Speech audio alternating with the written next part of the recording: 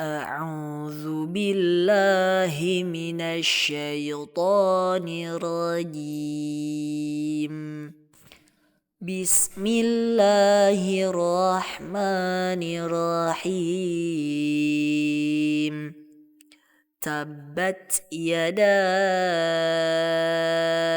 أبي لهب وتب، ما أغنى عنه ماله وما كسب، سيصلى نارا ذات لهب وامرأته حمالة الحطب، في جيدها حبل من مسد.